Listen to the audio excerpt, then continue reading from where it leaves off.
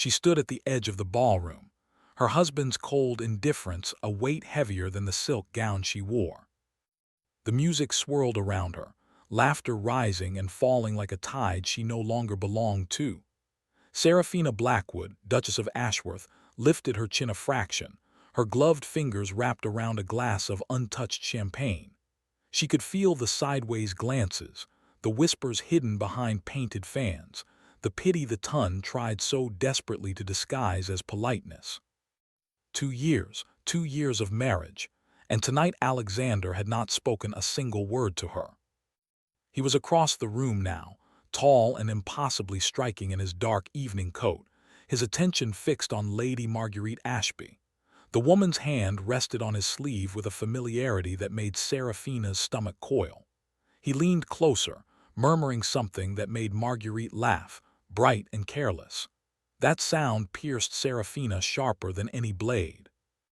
She had learned to endure many things: the separate bedrooms, the cold silences at breakfast, the way his gaze slid past her as if she were part of the furniture.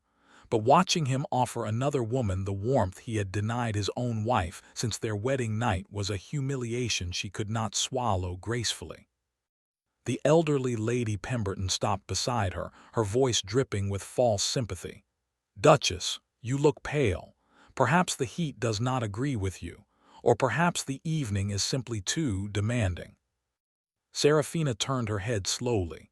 The implication was clear. Demanding because her husband was dancing attendance on another woman while she stood alone. She gave a smile so practiced it felt like porcelain on her face. "You are kind to notice, Lady Pemberton. I am perfectly well, thank you." The dowager nodded, her eyes betraying her enjoyment of the scene, and moved away. Seraphina's smile remained, frozen and fragile. Inside, something small and hopeful had finally begun to crack. She had entered this marriage with a heart full of naive dreams.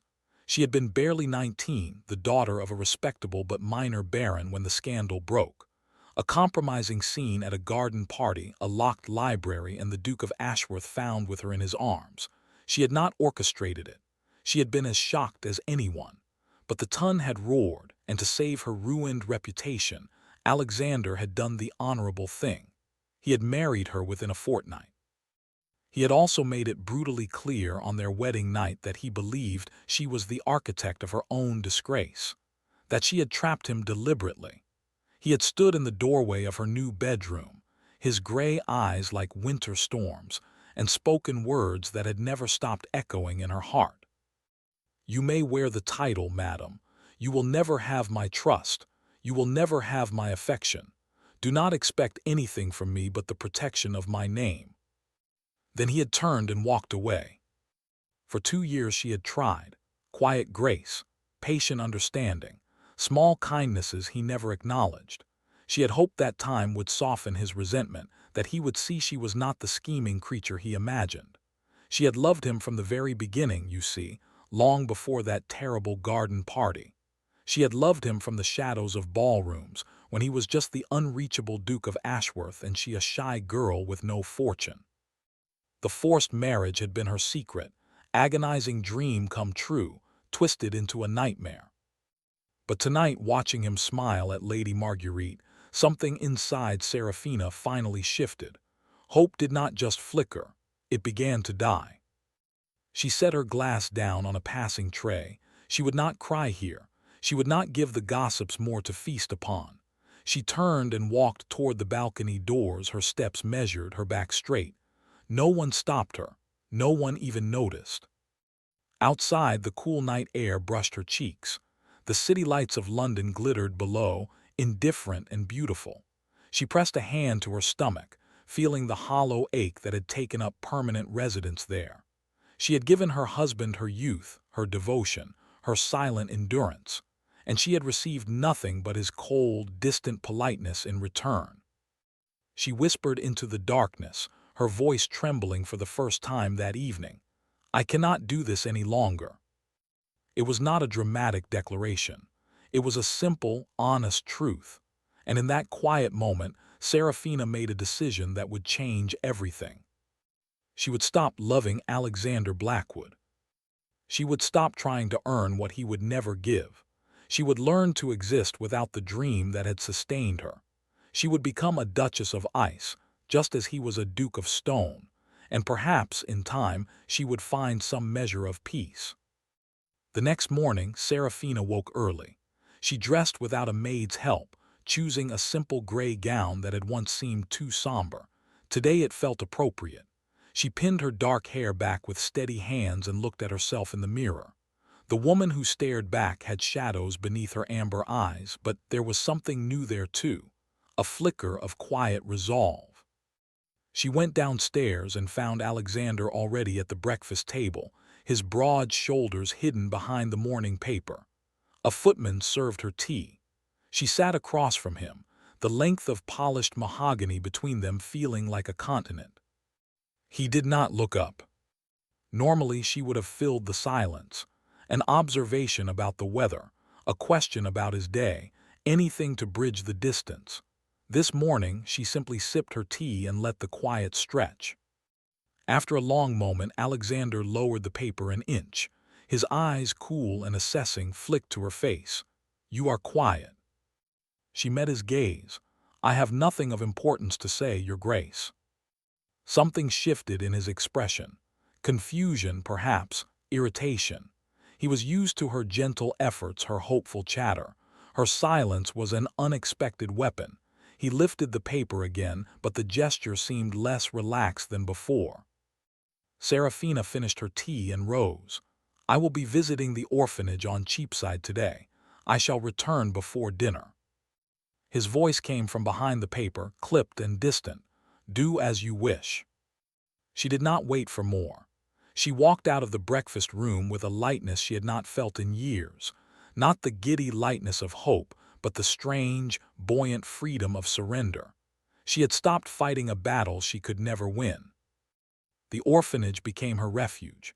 She had discovered it months ago, a charitable endeavor supported by a few society matrons, but she had visited only sporadically. Now she threw herself into the work with a fervor that surprised even the head matron. She read to the children. She helped scrub floors. She held bobbies whose parents had abandoned them and felt her own broken heart begin to mend in the service of others. Word of the Duchess of Ashworth's devotion spread through the city. The ton found it baffling. A duchess laboring among dirty children, unheard of. Some called it eccentric. Others whispered it was a sign of unhappiness in her marriage. Both were true, but Serafina no longer cared. Weeks passed. She smiled more at the orphanage than she ever had at Ashworth Hall. She learned the children's names. She brought them warm blankets and books. She forgot, for hours at a time, the cold Duke waiting in his grand estate. At home, the distance between her and Alexander grew wider, but this time, she was the one pulling away. She no longer lingered in the hall hopping to meet him. She no longer asked him about his business in Parliament. She answered his rare questions with polite brevity and excused herself early from meals. He noticed. It was a rainy Tuesday evening when the first shift occurred. Serafina had returned from the orphanage later than usual, her hair damp, her cheeks flushed from the cold. She entered the library to fetch a novel and found Alexander standing by the fire, a glass of brandy in his hand. He turned as she came in, his gaze sweeping over her with an intensity she had not seen in months. "You were out late," he said. "Yes, the weather delayed my carriage." "You spend a great deal of time in Cheapside." She selected a book from the shelf, not looking at him. "The children need help. It gives me purpose." There was a pause. Alexander took a step toward her. "You have purpose here. You are the Duchess of Ashworth." Serafina finally met his eyes. "A title is not a purpose, Your Grace. It is merely a word." A muscle in his jaw tightened. He was not used to this quiet defiance. She had always been soft, eager, pliant. This new version of his wife unsettled him, and she could see that unsettlement simmering behind his controlled expression. "I have neglected to inform you," he said, his voice deliberately smooth. "Lord and Lady Westfield are hosting a dinner next week. I have accepted the invitation for us both." She inclined her head. Very well. He seemed to expect more. An enthusiastic thank you, perhaps. A sign that the old Serafina still existed. She gave him nothing. After a moment, she curtsied slightly and left the library, her novel clutched to her chest. Alexander stood motionless, staring at the empty doorway. The fire crackled. He could still smell the faint scent of rain and something floral that clung to her. He had known his wife was beautiful from the moment he'd first seen her, but he had trained himself to ignore it, to view her loveliness as a trap. Now, however, her absence of warmth was a cold shock he had not anticipated. He told himself it was nothing, a passing mood. She would soon return to her usual adoring self. He was wrong. The dinner at Westfield House was the first public test of Serafina's transformation.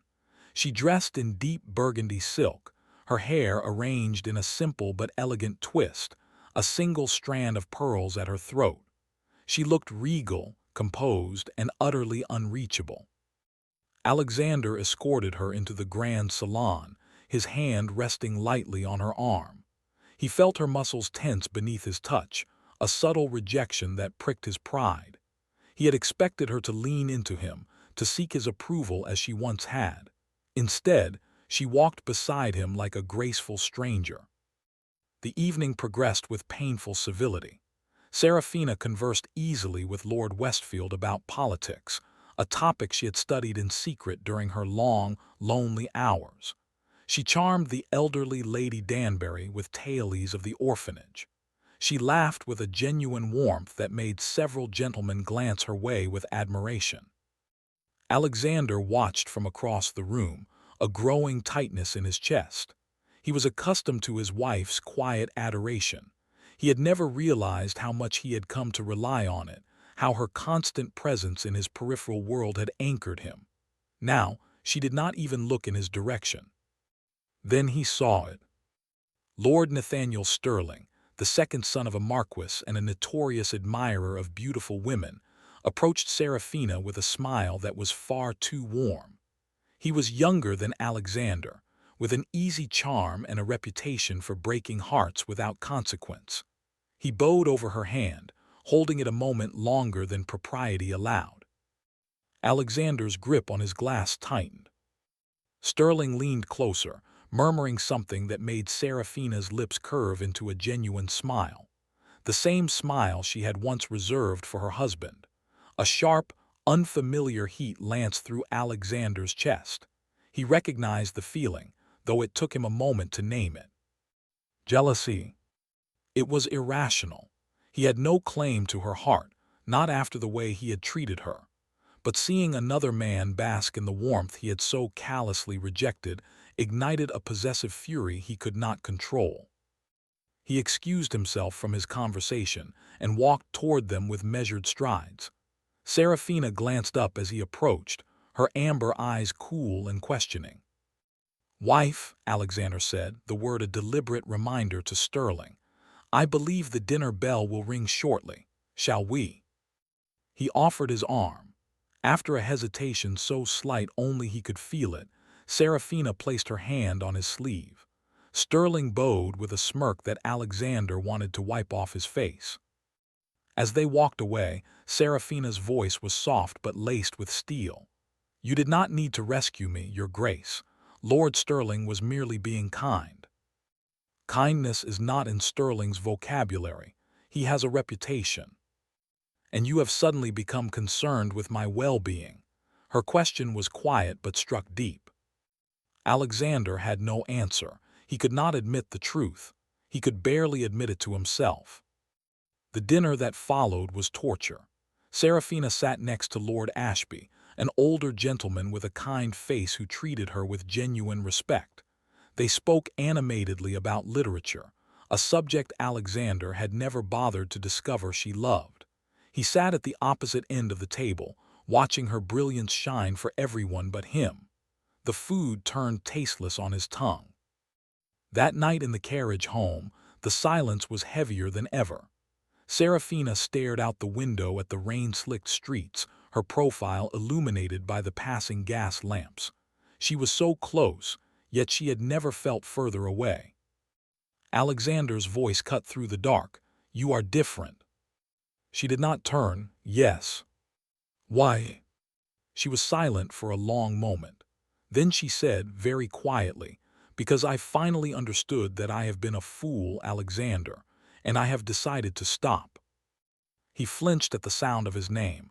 She never used his given name. It had always been Your Grace. The change was a door closing, gently but irrevocably. He wanted to demand an explanation. He wanted to pull her toward him and shake the coldness out of her. But his pride, his cursed pride, sealed his lips. He said nothing, and the silence continued. The weeks that followed became a slow, excruciating education for the Duke of Ashworth. He learned that his wife had a sharp wit and a deep knowledge of art. He learned that she could play the pianoforte beautifully, a talent she had hidden because he had never asked her to perform. He learned that the orphanage children adored her, that she spent her pin money on their clothes, that her gentle heart had built a world entirely separate from him. And he learned, to his mounting despair, that he was losing her. He began to seek her out. Small, awkward gestures, a bouquet of hothouse roses left in her sitting room, a book he thought she might enjoy, an invitation to ride with him through the park. She accepted each overture with polite detachment, thanking him with words that felt like glass walls. She never rejected him outright, but she never welcomed him either. She was a masterwork of courteous distance. The more she pulled away, the more he craved her presence. It was a cruel irony. He found himself lingering outside the music room when he heard her play. He watched her from the window when she walked in the garden, her face peaceful and unreachable. He lay awake at night in his cold bed, haunted by the memory of her hopeful eyes in the early days of their marriage, eyes he had deliberately ignored. One afternoon, a month after the Westfield dinner, Alexander came home early from Parliament. He heard laughter from the drawing room and followed the sound. He stopped in the doorway, frozen. Serafina was sitting on the settee, a sketchbook in her lap. Beside her, too close for propriety, sat Mr. Henry Beaumont. Beaumont was a young artist of rising fame, handsome in a lean, poetic way, with thoughtful dark eyes and a gentle manner. He had been commissioned to paint the Duchess's portrait at the request of Lady Westfield, and the sittings had become a regular event. But this was no sitting. Beaumont was leaning toward her, his head tilted, pointing at something in her sketchbook. And Serafina was laughing, her whole face alight with an unguarded joy that Alexander had never seen directed at him. The jealousy that struck him was a physical blow. It stole his breath and flooded his veins with an icy rage he barely contained. He stepped into the room, his boots loud on the parquet floor. Serafina looked up, her smile fading just slightly. "Your Grace, you are home early." "So it seems." His voice was harder than he intended. He turned his gaze on Beaumont. "Mr. Beaumont, I was not informed you would be here today." The artist rose gracefully, bowing. "The Duchess kindly offered to show me some of her own drawings. Forgive the intrusion, Your Grace." "It is not an intrusion," Serafina said calmly. "Mr. Beaumont has a keen eye. He was giving me instruction."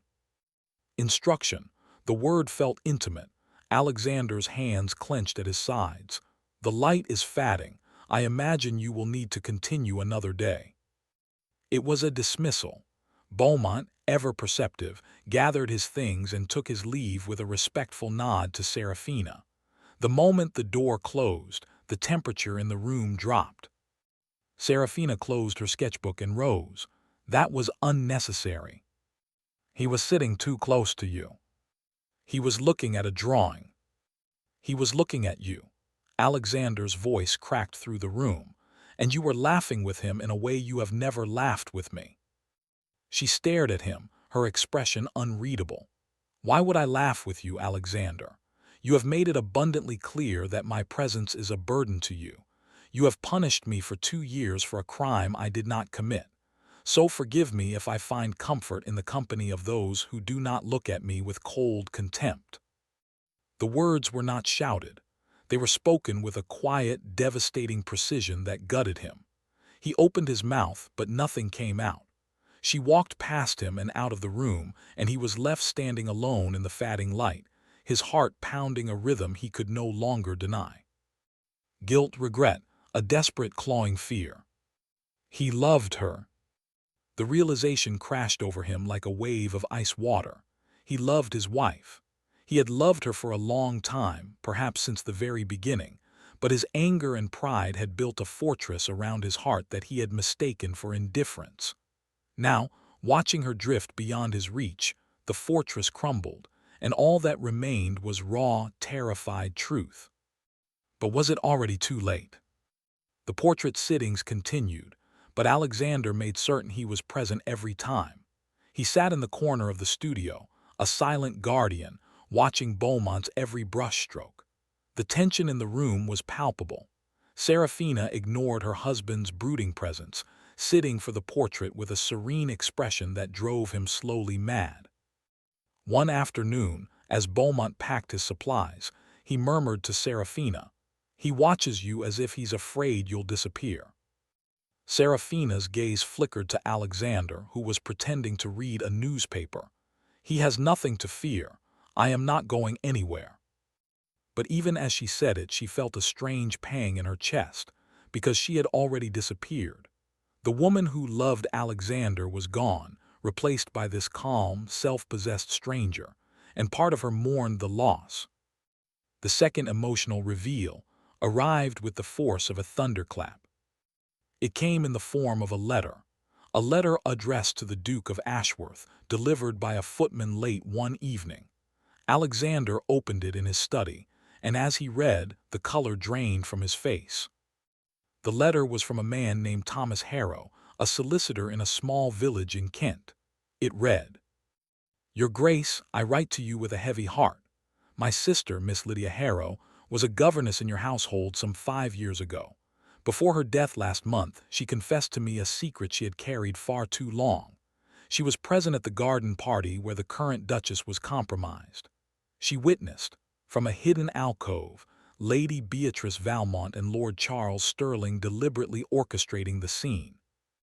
They locked the library door after the Duchess entered, having already lured you inside under false pretenses. My sister was too frightened to speak at the time, fearing Lord Sterling's threats. She sought God's forgiveness in her final days and begged me to send you the truth. The Duchess was innocent, Your Grace, utterly innocent." Alexander read the letter 3 times. His hands shook. His mind reeled back to that terrible day, the fury he had felt, the accusations he had hurled at a sobbing, bewildered girl who had looked at him with eyes full of desperate confusion. He had called her a schemer, a liar. He had condemned her without a single question. And she had been innocent all along. He let out a sound that was half groan, half sob. All the years of coldness, the sleepless nights she must have spent weeping, the love he had crushed under his heel, it was all based on a lie, and he had been the cruel instrument of her suffering. He had to find her, he had to tell her. He burst from his study, searching the house. He found Serafina in the small back parlor she had claimed as her own, curled up with a book. She looked up, startled by his entrance. His hair was disheveled, his eyes wild. "Alexander, what happened?" He crossed the room and dropped to his knees before her, taking her hands in his. She stiffened, shock flaring in her eyes. "Forgive me," he choked out. "I know you cannot, I know I have no right to ask, but you must know the truth." He told her. Haltingly, brokenly, he read her the letter and confessed his monstrous blindness. Serafina listened in complete silence. When he finished, tears were streaming down his face, but her own eyes remained dry, though a storm brewed deep within them. "I have wronged you beyond measure," he whispered. "I believed the worst because I was too stubborn, too proud to see the truth that was right in front of me. You were kind. You were patient.